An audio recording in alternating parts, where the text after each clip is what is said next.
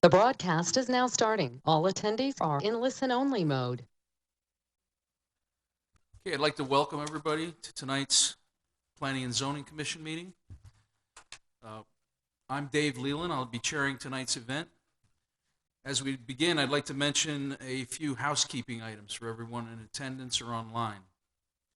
Public comment. Public comment will be solicited during each actionable agenda item. Once I ask for public comment on a specific item, please raise your hand in GoToWebinar if you're online in order to make public comment. Before being individually identified, all members of the public will be muted. Village staff will announce the speaker by stating their name and unmute their audio to allow up to 3 minutes of public comment. When called, please state your name and address for the record and proceed with your comment, speaking clearly during your allotted time. A few additional notes. Please limit background noise as much as possible. We don't want to hear your dogs barking. Do not use the chat or question functions in GoToWebinar, as these are not monitored during the meeting. This meeting can also be viewed live on Comcast Local Channel 18 or streamed at royalpalmbeach.com/YouTube. Now, if everyone would please join me and stand and for our Pledge of Allegiance. Allegiance to the flag of the United States of America, to the republic for which it stands, one nation, under God, indivisible, with liberty and justice for all.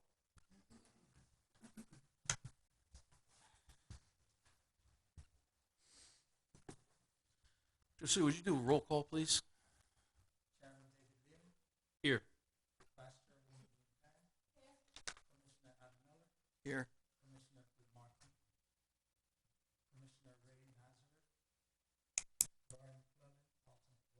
Here. Here. Thank you. And then we also need to approve the minutes from last month's meeting. If I can get a motion? Make a motion to approve the minutes from the September 27th meeting. Second? All in favor? Aye. Opposed? Motion carries.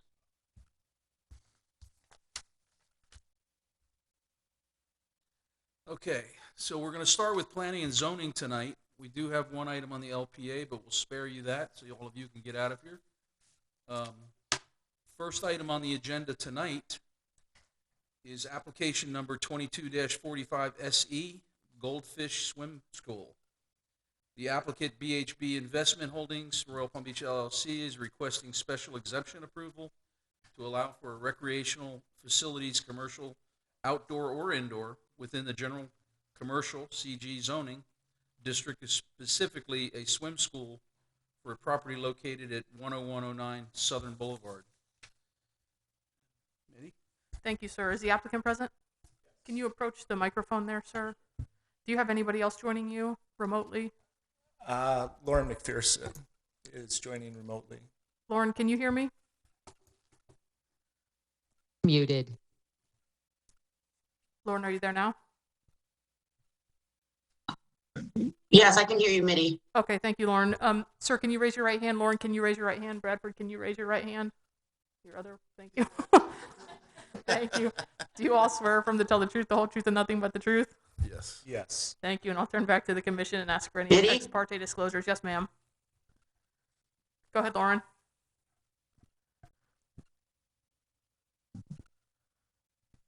All right, hearing none, I'll turn back to the commission and ask if there are any ex parte disclosures on this item.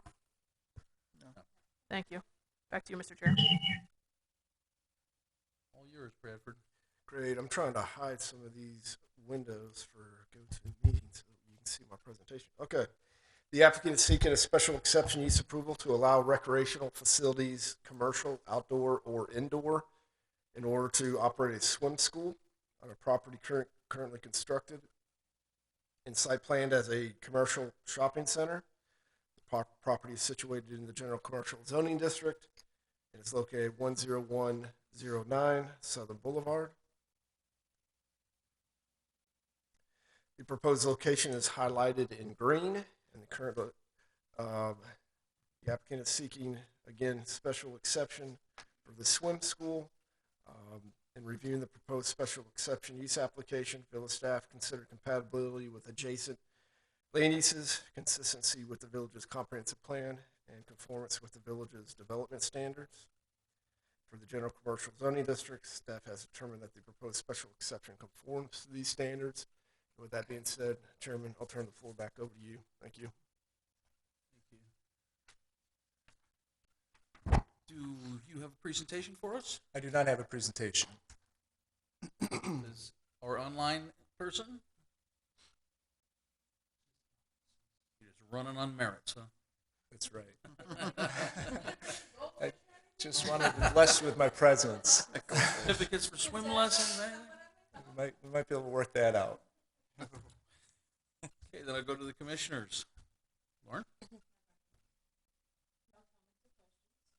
Adam? Happy that a swim school could go in that area. Very nice. Thank you. Thank you. No comments or questions. This will be easier than you think. Much easier. Can I get a motion? Public comment? Pardon me? If we could do public comment for both. I already asked for public comment. I'm sorry. Did I? I'm still trying to forget about that, aren't I? Is there any public comment about this issue? None said? Then I'll ask for... Mr. Chair, before we do that, if we could just verify that nobody else is online that would like to make public comment. I just verified that, yeah. Would anyone like to make a proposal? Motion to approve application number 22-45. Second. Okay, all those in favor? Aye. Opposed? You're out of here. Very good. Thank you. We're excited to bring Goldfish to Royal Palm Beach. It's going to be a great school and a great service for the community. So It'd be great to have you here, yes. thank you. Appreciate it. Have a good night. Okay, the next application, item 2, is application number 22-86SC for a telecommunications tower. The applicant, TowerCom Ville B LLC, is requesting special exception use approval for a 132-foot telecommunications tower antenna, which exceeds the district height limitations within the industrial limited zoning district for a property located at 10719 Southern Boulevard. Is the applicant present? Can you approach the podium, ma'am, and state your name for the record? Deborah Martihew, Land Use Law, 1036 23rd Avenue North, St. Petersburg, Florida, representing TowerCom 8B LLC. Thank you, ma'am. This, as you saw before, this is still a quasi-judicial proceeding. Can you raise your right hand for me, and I'll swear you in? Do you swear affirm to tell the truth, the whole truth, and nothing but the truth? Yes, ma'am. Thank you, ma'am. And I'll turn back to the commission and ask for ex parte disclosures on this item. No. Thank you. Back to you, Mr. Chair. Great, thank you. The applicant, as he stated, is seeking a special exception use approval in order to construct a 132-foot telecommunication tower on a property currently constructed and site planned for a self-storage facility. The property is situated within the Industrial Limited Zoning District and located at 10719 Southern Boulevard. Here is an example of the proposed monopole stealth tower.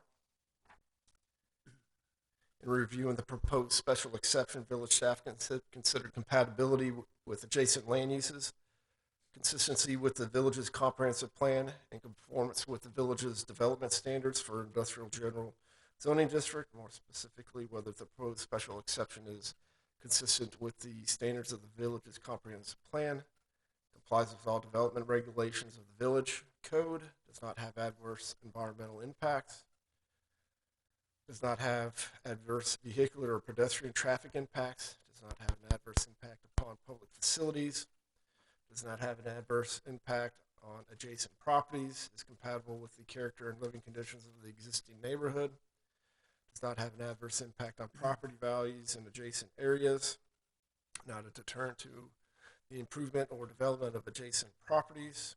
The proposed special exception will not seriously reduce the quality or quantity of light and air available to adjacent properties.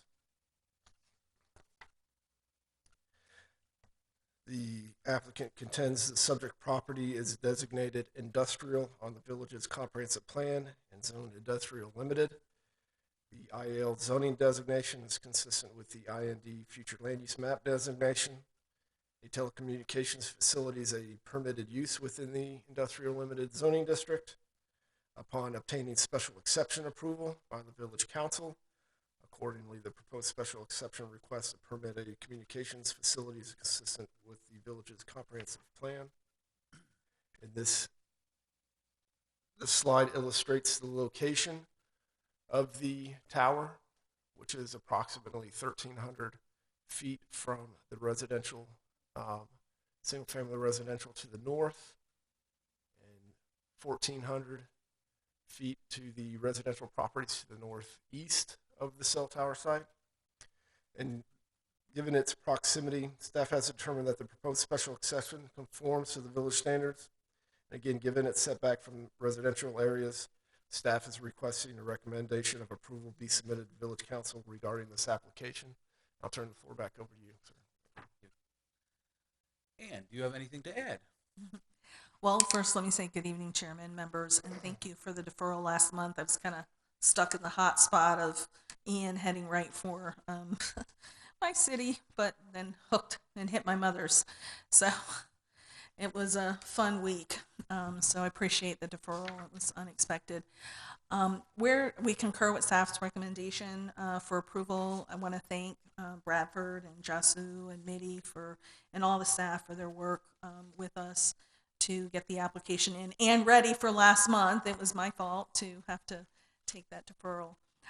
We're here for any questions. We have our expert radio frequency engineer if you have any technical questions. But I want to keep it short and sweet. It's an industrial and it's a good location. So, and we have a cemetery next door, so hopefully we're not making anybody there mad. I'm just really here for questions at this point. Do we have any public comment? No. Okay. Commissioners. Carol, you have anything you'd like to add? No questions or comment. Adam? Good. You guys are doing your homework. I'm really happy for this. Wow. Okay. Well, then I need a motion.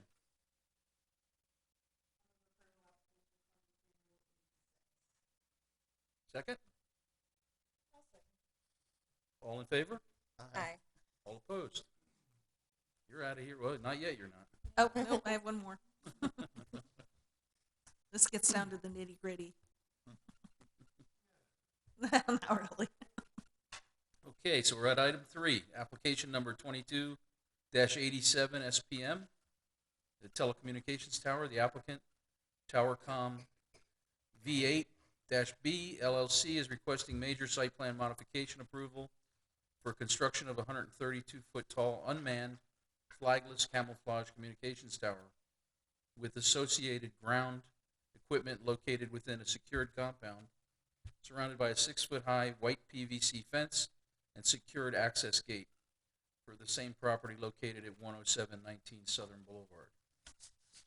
And Mr. Chair, the applicant has been sworn, but if I could just confirm with the commission whether there are any ex parte disclosures on this item. No. Thank you. Okay. The applicant, as you stated, is seeking a site plan modification approval to construct a 132-foot tall telecommunications tower with associated ground equipment located at 10719 Southern Boulevard. And this telecommunications tower is a special exception, which we just approved within this zoning district.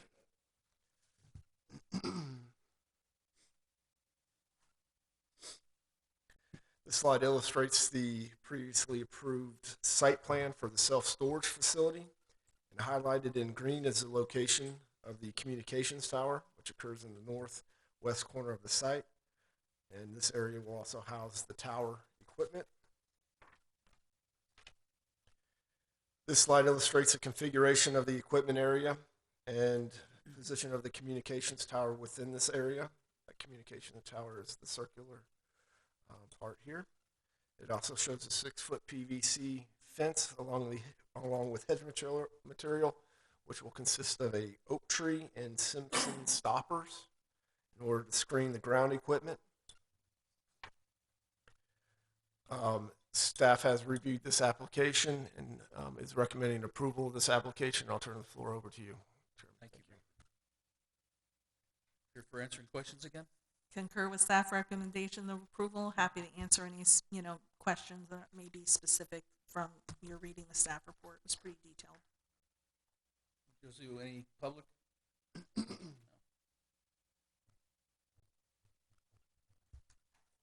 Questions? Lauren? June? Well, we do have security, and it's secured. I'm sure there's monitoring and all of that, so we're comfortable with it. Some jurisdictions, limit us to 6. I think you're one of them. Might have been 6 feet. So we didn't want to ask for a variance, but we can work with 6 or 8. Yeah. And it's expensive equipment, so we appreciate that. I think you want to protect it. Adam? No questions, sir. Sure. No questions or comment. All right, then we're back to needing a motion. I second it. All in favor? Aye. Opposed? Motion carries. Thank you. You are out of here. I am. Thank you. Have a good evening.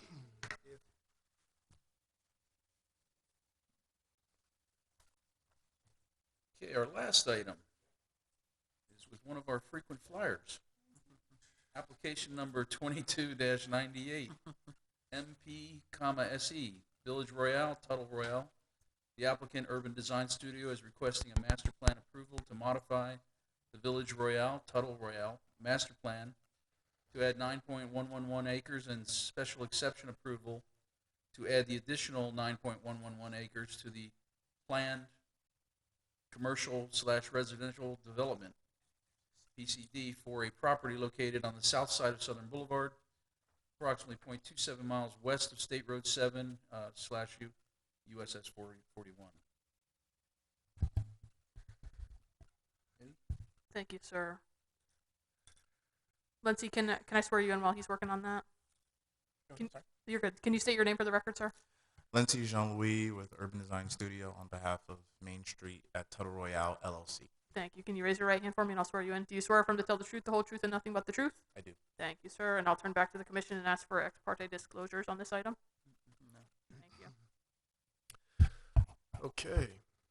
So the applicant is requesting a master plan approval to modify the Village Royale master plan to add 9.11 acres and special exception approval to add the 9.11 acres to the planned commercial residential development for a property located on the south side of Southern Boulevard, approximately 0.27 miles west of State Road 7. The additional acreage will bring the total acreage for the master plan to 165.369 acres. The master plan consists of 6 pods, 2 which are proposed to develop as multifamily residential, 2 which are proposed to be developed as mixed-use social center, to include residential and non-residential uses, 1 of which is proposed to be developed as a single-family residential, and 1 is to be used for a public park, and one to be used as a school. The development also includes a tract that will be developed as an internal roadway. The site illustrates the location of the 9.11 acres that is proposed to be added to the currently approved master plan. If you notice, I would like to point out the language here on Pod 6, which actually is what the applicant will be proposing in a future site plan, but it's not part of this approval. So what you see there on the final approval will not be there. It will just be the acreage.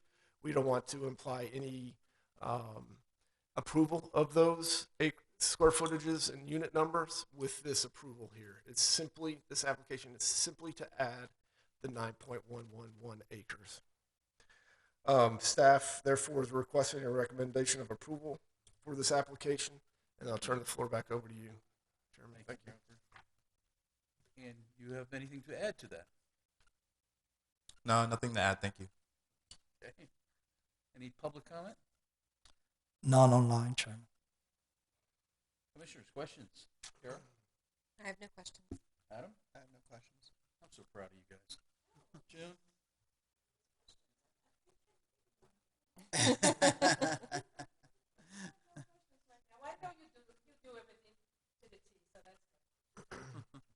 Staff always does a great job and showing us everything, so. Yes, they do. Or else. All right, well, if there's no further discussion, can I get a motion? I'll make a motion to approve application number 22-98 MPSE. I'll second it. All in favor? Aye. Aye. All opposed? You're out of here too. Not yet. No.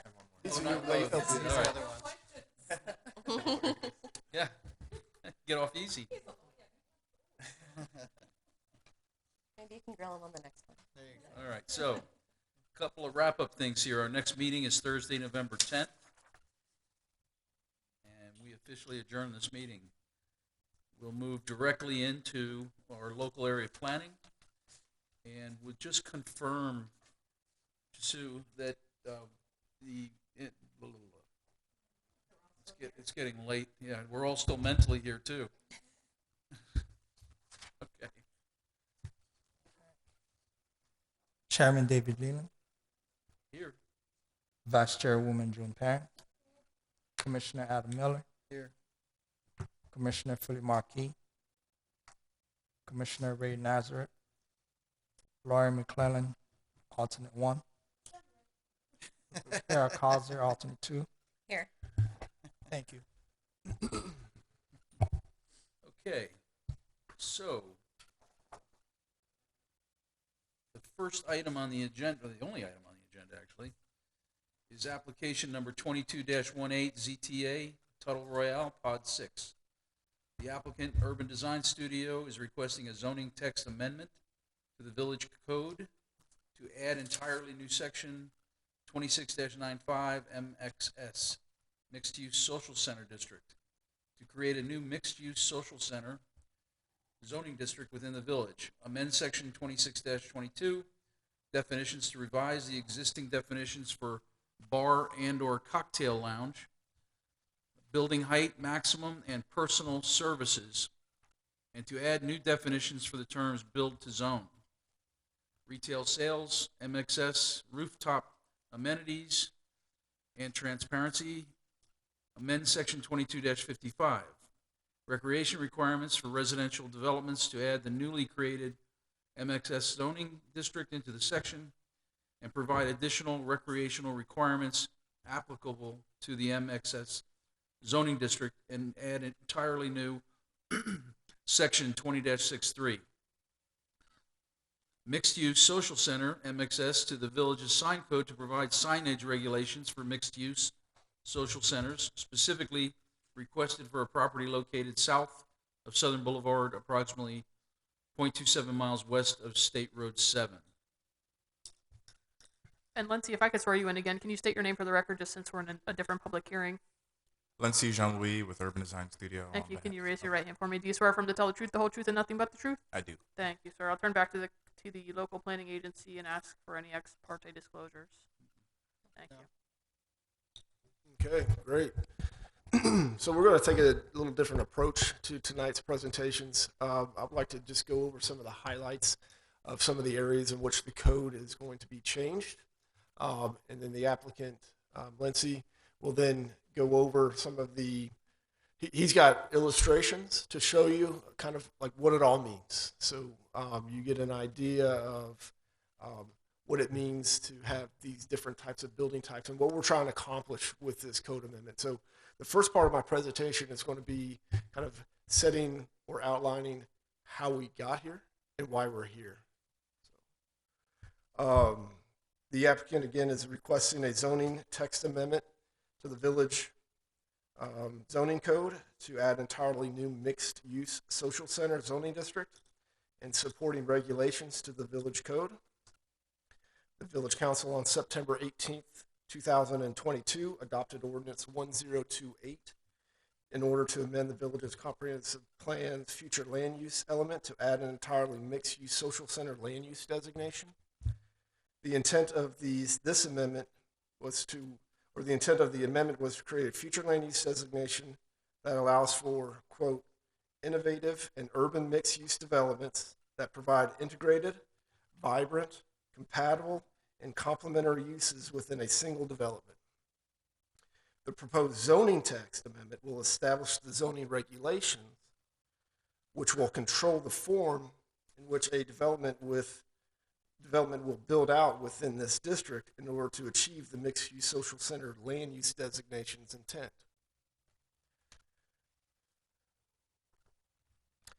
So the zoning requirements, we'll start there.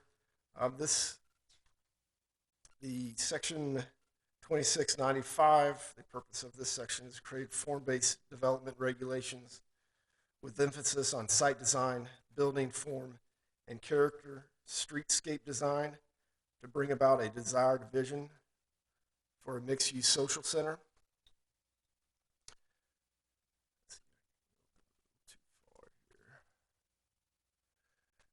Section 2695, this section outlines the permitted and special exception uses.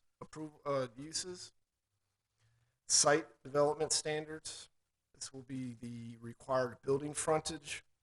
The building frontage styles determine many of the specific regulations that will apply to the development. These building frontage style regulations differ from traditional zoning with building setbacks, which place buildings a certain distance from roadways. In many cases, 50 feet or more with the parking field between the roadway and the buildings. It's what you see along State Road 7 currently and along Okeechobee Boulevard.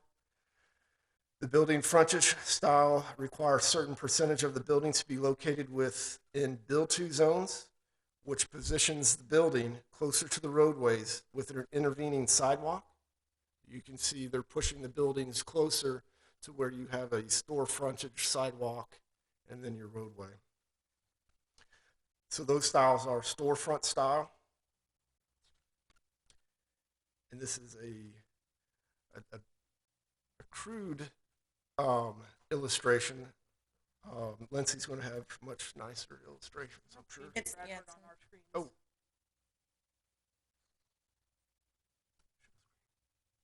How about now?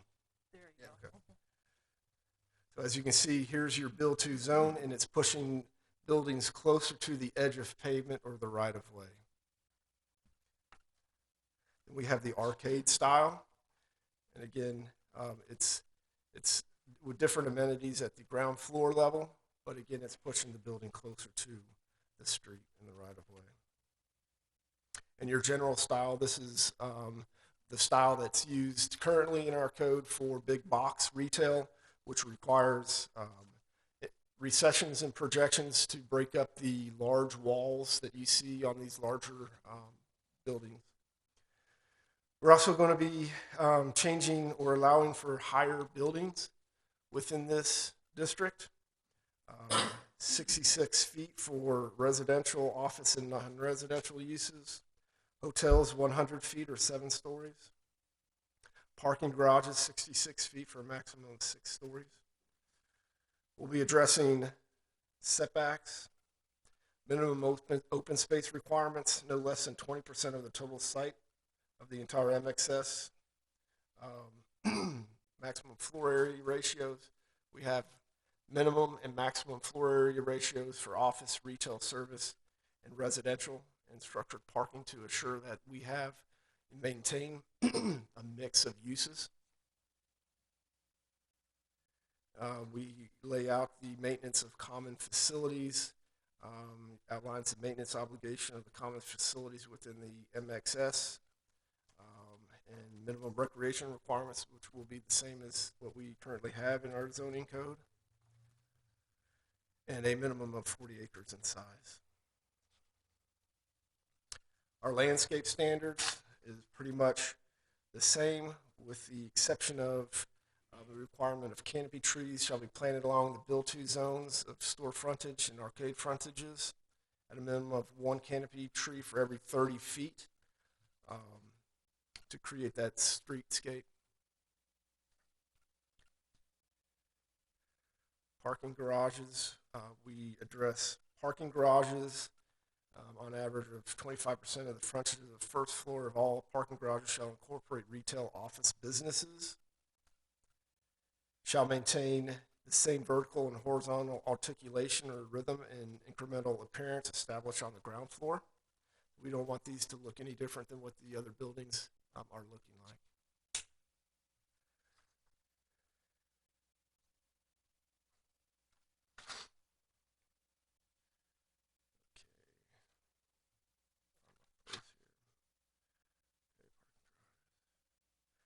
Pedestrian crossings, the size and magnitude of a development like this would require 4 overhead pedestrian crossing points from a second floor to a second floor across the street, or third floor. It's not the at-grade crossings, and this would require those crossings to also have the same architectural appearance as the rest of the theme. Hours of operation. We wanted to limit the hours of operation to 1 a.m. on Sunday morning and 1 a.m. on Saturday morning, with the ability to open at 5 a.m. for things like fitness centers or coffee shops, things of that nature that people frequent at that hour of the morning. Special events, we wanted, with the social aspect of this, we wanted to address special events. And currently, if you have a special event, every time you have a special event, you have to come through our process and get approval through council. So what we wanted to do was create an at right or by right special event and a special event that needs to be approved by our council. So the by right special event would be an event that is clearly established on a regulating plan in certain areas. And then when you begin to go outside of those certain areas or begin to close down streets within the center, then that's when it becomes an event that needs to be approved by our council.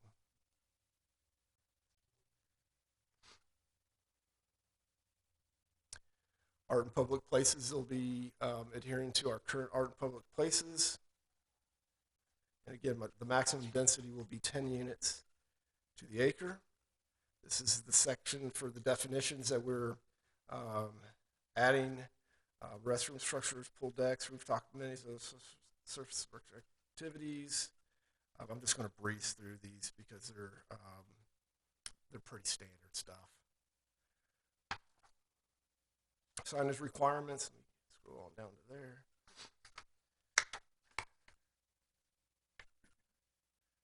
The signage requirements, really the only thing that we're changing within the signage requirements is to allow for more freestanding monument style signs. Just given the amount of entrance points into a mixed use social center, so you'll have an entrance off of a main road, which would get you on a road that would kind of get you through, or maybe even around the actual center itself, the square maybe. And this would allow for these monument signs to be located at these entrance points as you enter into the social center. And also there would be pedestrian directory signs that you normally see kind of like in a mall setting.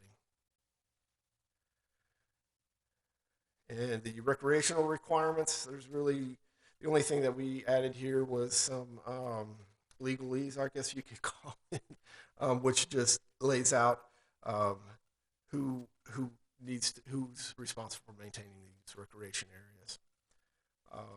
Staff has evaluated this zoning text amendment request and feels as though it establishes zoning regulations which adequately achieve the mixed-use social center's land use designation's intent, and therefore is recommending approval of application 2218. And with that being said, Chairman, I'll turn the floor back over to you. Thank you. And do you have things for us, right? Yes. Please proceed. Thank you. Yep.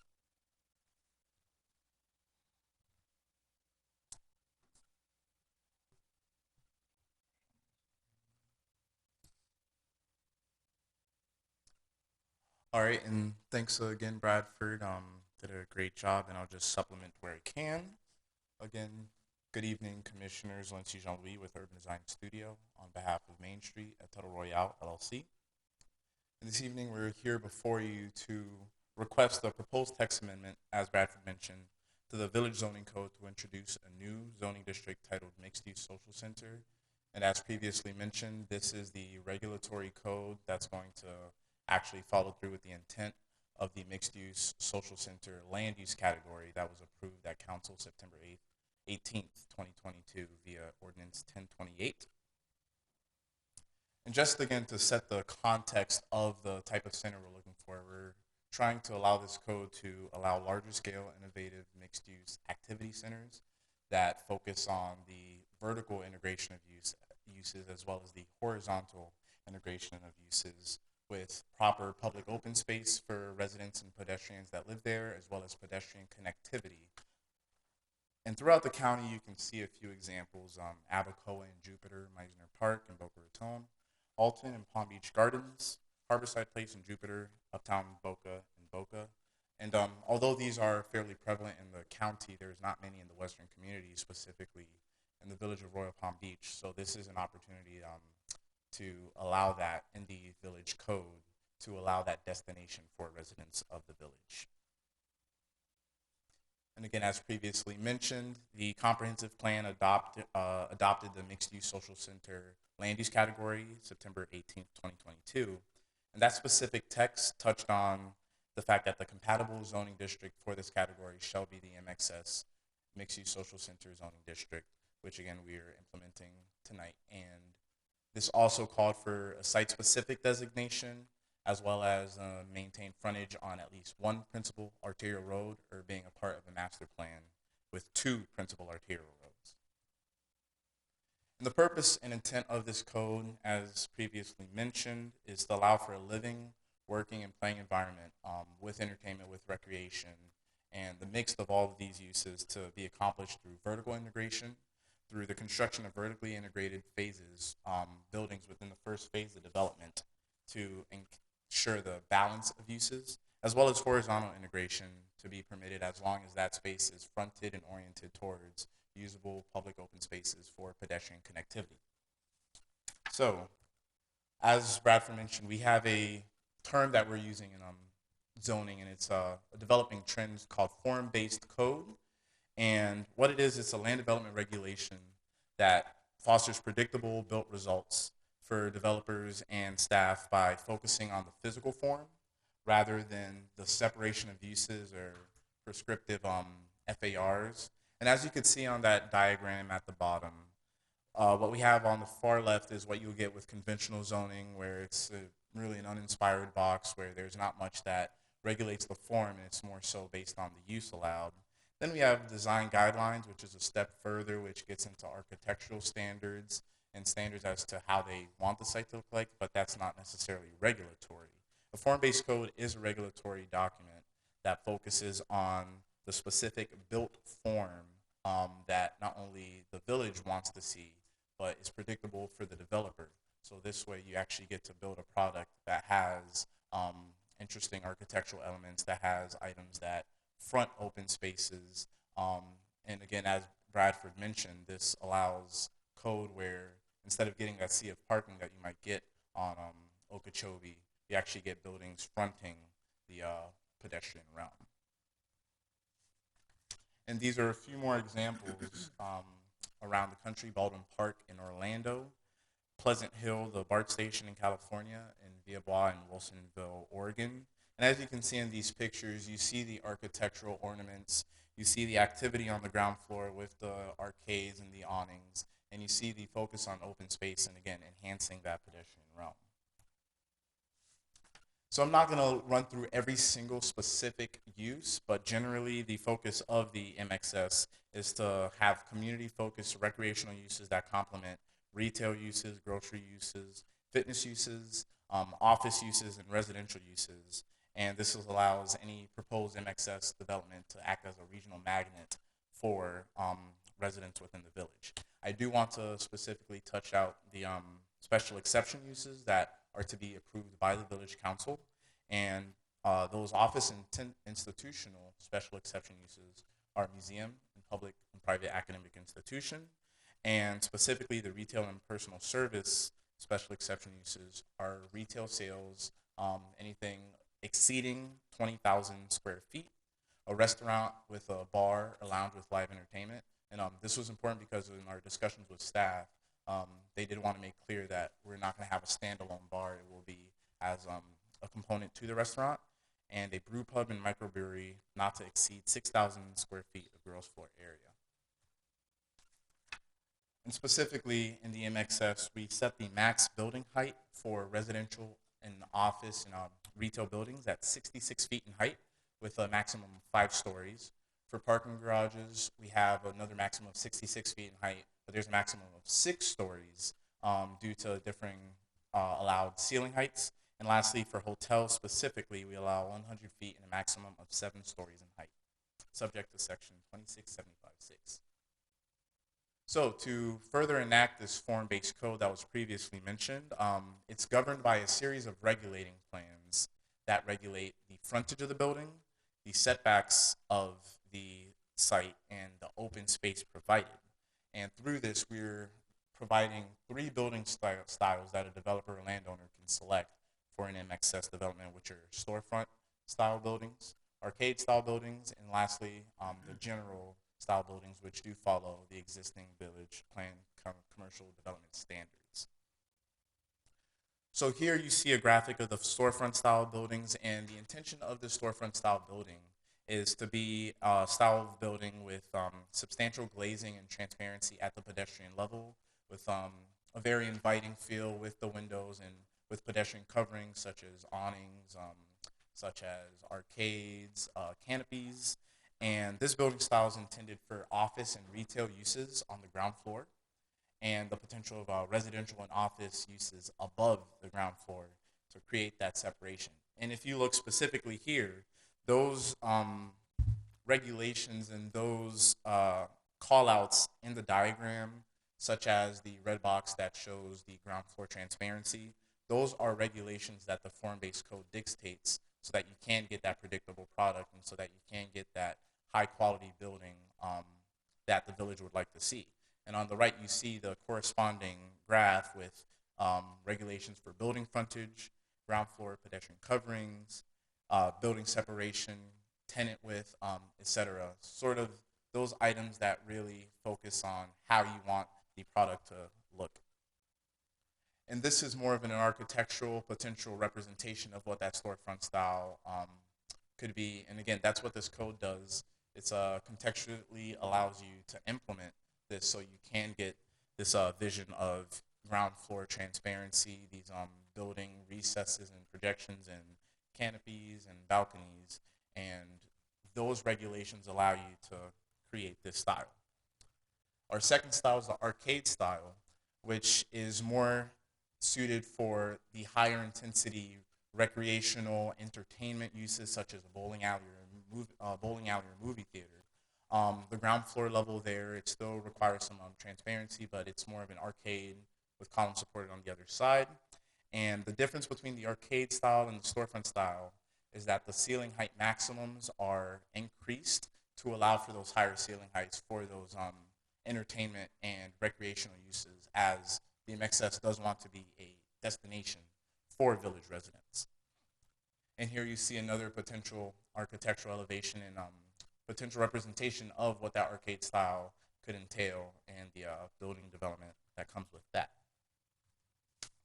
So to touch on setbacks, the form-based code differs than conventional zoning setbacks, as there's what we call a build-to zone, which rather than just a minimum setback, there's a minimum and maximum setback from the edge of pavement or roadway that you must place your building frontage into. And again, this is for the purpose of fronting the building and orienting it towards the public realm and not having that separation that you'll see in DCs of parking. To add on to that, there is a general 25-foot setback from the entire MXS perimeter boundary line that all buildings must follow. Furthermore, there is a layer system where in that first layer from the edge of pavement to the front of the building frontage, there are certain encroachments allowed, such as arcades and canopies and outdoor seating that we'll dig into later on in this presentation. And the second layer is specifically that build-to zone where you are allowed to place your building frontage as a landowner. And here you see some more regulating plans that regulate it. You see in that blue arrow, you see the first layer, which depicts the public realm from the edge of pavement to the front of the possible building frontage. And then in the red, you see this build-to zone where you can place this building. And it differs that footage from between storefront and arcade. And to add on to that, for the side and rear setbacks, as this code is mainly regulating the frontage of the buildings, we are ensuring that the side setback has to be 8 feet from the minimum from the edge of pavement, and then any rear setback has to be 6 feet minimum from edge of pavement. And this is a snippet of a potential site plan that shows, again, that that implementation of the code in use. And in the green, you see that there's an 8-foot clear path demanded that is pulled from the regulating plan for the arcade and storefront building style. You see the layer 1 in red, which is that space that is pulled from the setback and layers regulating plan. And you see in blue the layer 2 of the build-to zone that you can place your building frontage within. And all of this can be implemented to create the type of site that the village and that staff and that the developer wants to see to create this enhanced pedestrian and public realm. And to get more specific in the setback encroachments, arcades, awnings, and covered areas along the ground floor may encroach 100% into the first layer. Above the first story, cantilever balconies, bay windows, roofs, and shading devices may encroach a maximum of 5 feet into the first layer. Outdoor seating and plaza areas may encroach 20% in the first layer, provided that 8-foot minimum of pedestrian path is provided. And lastly, landscaping materials permitted in the first layer as well, provided that 8 feet of clear pedestrian path remains. And it was imperative in our discussions with staff and our back and forth that we really wanted to make sure that 8 feet at all times was provided for minimum pedestrian clearance so that they do feel comfortable along that pedestrian realm. The MXS also prescribes standards and regulations for open space, consistent with the MXS land use adoption, which requires open space to be provided at no less than 20% of the entire MXS site. This is also replicated in the code. Furthermore, the MXS project shall include a minimum of 2 open space types, which again will be depicted on the slides after this, of the potential open space types to select. And lastly, one of those types selected shall total no less than 3% of the total project area to ensure that you do have a substantial open space area that pedestrians can interact with, as you can see in this picture below with that open green. So some of these open space types possible are the recreation green, which is open space available whether a developer wants to have some, whether it's a baseball field or just recreation activities. There's a square, which is just open plaza green area for pedestrians to interact with and for buildings to front upon. We also have smaller open space types such as a playground, again, to provide recreation for children. And we also have pocket parks, whether you include a dog park or just a pocket park, something that further increases green space throughout the development. And each of these open space types have further regulations that touch on minimum acreage and on the type of facilities and activities that you could do there. And here, to tie it back into what we can physically see in design, you do see on the left we have the square open space types. And by design, it is meant to be the central portion of the site and the central destination where all of these buildings are fronting it. So not only do you have this mix of uses, but you have it all converging onto this open space, this sort of civic area that pedestrians can really interact with and, you know, have events there, or walk their dog, or, you know, go out and sit and hang out. And really it's meant to have these buildings to front this and be this focal point for the site. And on the right, you see a pocket park, which is more of an open space for a dog park or something smaller, that where you still have substantial green space as MXS developments are built. Furthermore, we have our floor area ratios that are consistent with that established in the MXS land use category, and the minimums and maximums as set forth for the retail, the office, the residential, and the structured parking They're all to ensure that there's a combined balance for each use to operate so that you can leverage that residential density with the uses, and not only leverage that, but keep trips and keep activity internalized into the site. Now for landscaping, we also do have a few landscaping requirements in MXS. The majority of the code does default to the village landscape code, but we do call for canopy trees to be planted at 1 per 30 feet along the storefront and arcade building styles, which may also be substituted in lieu of 1 canopy tree for a palm tree. Furthermore, berms within the MXS are permitted to be planted to be at 1 foot in height, rather than the 3 foot required by code, so as long as a 10-foot minimum multi-purpose shared use pathway is provided within that applicable landscape buffer. And lastly, you see the perimeter landscape buffer with a landscape buffer required on the perimeter of 20 feet adjacent to a roadway or canal, 25 feet adjacent to residential, or 15 feet adjacent to commercial industrial. And then here you can see the tie-in to site design, where you have this undulated walking path at 10 feet within that landscape buffer to, again, provide even further amenities and possibilities for the pedestrians and residents to interact with. Now, hours of operations for the site, as Bradford mentioned, it's generally from 5 to midnight, but on the Friday and Saturday nights, that is permitted the extra hour to 1 a.m. Now, there are 2 types of special events for the MXS code. There's minor special events, and again, as Bradford mentioned, these are the special events meant to happen more frequently, where a permit isn't required.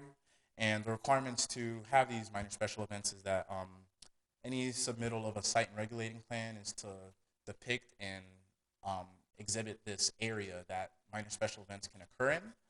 And there's also a requirement of a shared parking study overall to show the overfull parking areas, or that there's sufficient parking if used for these minor special events.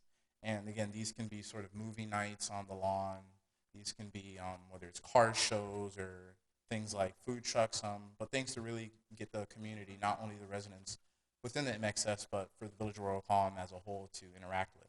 Major special events differ from the minor special event thresholds, as these are special events that occur outside of the designated areas, with a closure of private and public roads, and a separate parking study is needed for each major special event, and a permit is required. That being said, there's a plan where it's no more than, we're not prescribing to it, but generally it'll be 3-4 major special events a year planned. And this is, again, a site designation of what can be seen as area that would be hashed out for a minor special event, where it would be intended that that is where it would occur. And to just touch on a few extra special regulations, the MXS code does call out for a rideshare where 10% of required parking spaces shall be identified as rideshare spaces for the future as development and micromobility and mobility trends change. An average of 25% of the frontage on first floor buildings of all the parking garages within an MXS shall incorporate retail or office businesses, and they would be to design in the storefront style as depicted earlier, again, to make sure that these parking garages aren't sticking out and they're consistent with the architectural design of the remainder of the site. And then for transit, a minimum of 1 transit multimodal facility shall be located at the intersection of 2 collector local streets within the MXS to ensure that we're offering that regional connectivity and that local connectivity to transit buses to allow residents to connect with that and have opportunities for cycling and scootering and buses. And for signage, Bradford did mention it. The only difference is that there are a few more freestanding signs permitted for those entryways within the MXS and entry points to be able to properly depict signage for the MXS. Also, we are requesting a hanging marquee, which is the same wall sign square footage as established in the village, but more so for a storefront style where you have this perpendicular sign to the building face and specific to the MXS site that would be requested, with a minimum of 8-foot vertical clearance from the sidewalk. And that concludes my presentation tonight. I'm available for any questions. Thank you. Yeah, I think we're going to change this up a little bit and go to the commissioners. If you have any questions first before I go to public comment. Or any questions for our presenter?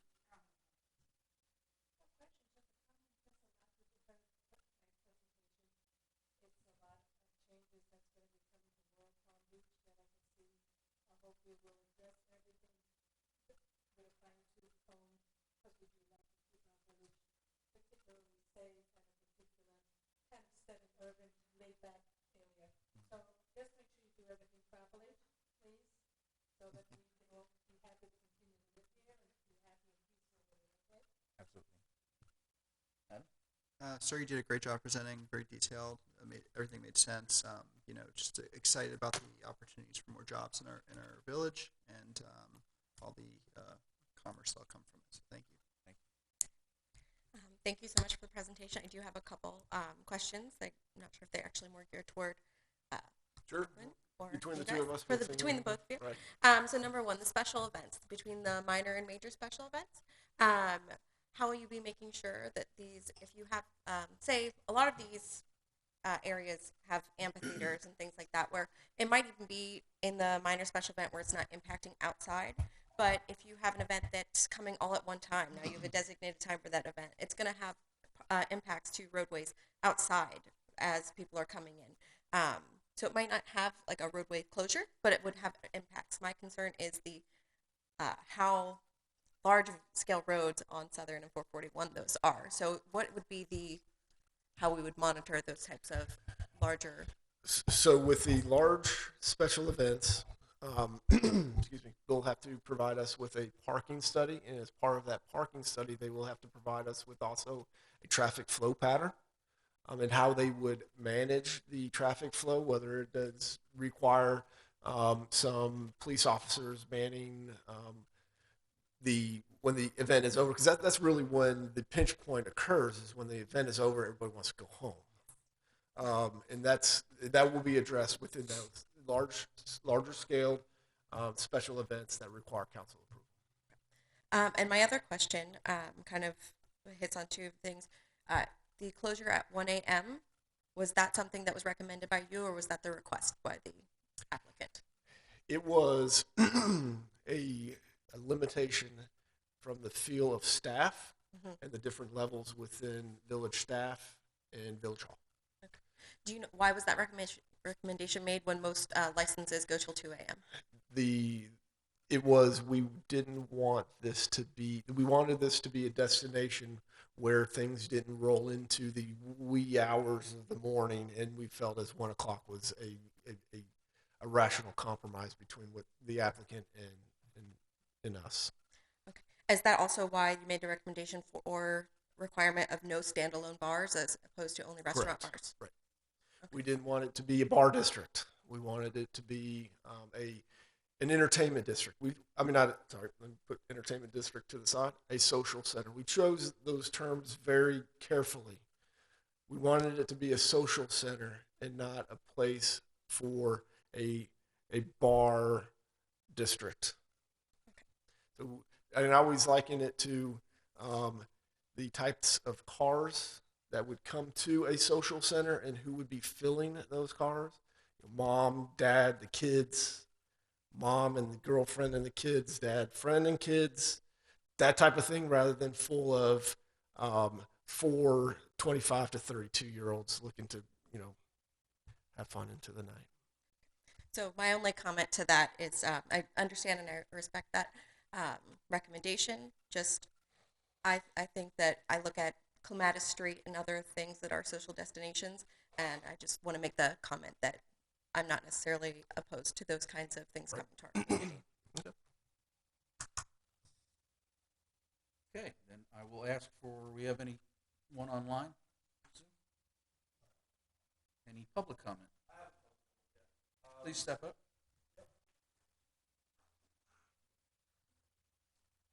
So I just wanted to ask, I guess maybe, I don't know if I can ask him. Or... Sir, hold on. Can you state your name for the record? Yeah, my name is Mario Lopez Pisani. Okay, thank you, sir. And so this I see that this place is like, there's a potential for a lot of fun and a lot of entertainment. It's really great. And basically, I work for the village, public arts professional for the village. And I'm just wondering, I didn't see any pictures or anything just delineating any of the public art. And so I'm just wondering if there's any, has there been any choices made, or are you looking at any artists or any work? Because I think it could really augment this place as it looks like it has a lot of potential to be something great. So Sure. This is outlining the zoning regulations to achieve the intent of the comprehensive plan land use MXS. Right. So the art in public places, that's when you begin to, during the site planning process, establish locations, and then, as you know, then go through the architectural approval process for the choosing of those art pieces. okay, I just wanted to. Okay, Thank you. yeah. Okay. No other comment? Will someone make a motion? I'll make a motion to approve application number 22-18 ZTA as submitted. Okay. All in favor? Aye. Opposed? Motion carries. Thank you, Commissioner. Mr. Chair, Yes. I think we skipped the approval of the minutes from the LPA from last time. You did, and I was just about to jump in with the same comment. So if you could double back on that, I didn't interrupt you then, but if you could. Yeah, sorry about that, sir. Just helping you out. All right, can I get a motion to approve the minutes from the September 27th LPA meeting? A second. All in favor? Aye. Hey, we're officially adjourned.